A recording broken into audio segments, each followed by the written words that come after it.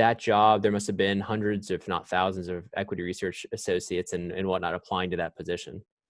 I mean, probably. And I think that Why did you get it? My tenacity, maybe, I mean, I remember sitting down with the PM and like, I went through the interview process, you know, you talk to HR and you talk to these people and you go through that qualitative stuff and all that. Mm-hmm. And then you sit down with the PM. I remember looking at the PM in the eye and just saying, hey, you know, I want to be here. Like, this is my future, whether, you know, it's here, whether it's somewhere else. Like, I am going to do this in some capacity in the future. I'd love to work for you. I'll work hard for you.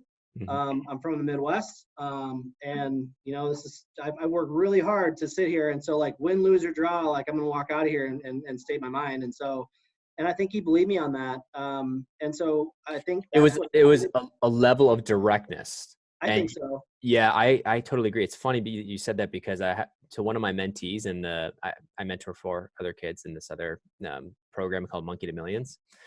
And I'm mentoring these kids, and I actually said to them on the last session was, and it kind of brought back what you just said.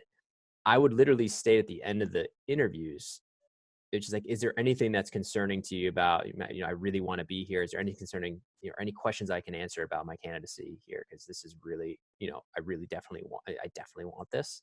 And I think I would work extremely hard for you. And just like that focus and that ability to kind of hone in and say, like, I'm going to work really hard for you in a way that they believe, they know that you're serious about it and that you're, it can really set you apart versus it just, okay, yeah, thanks. Nice to meet you.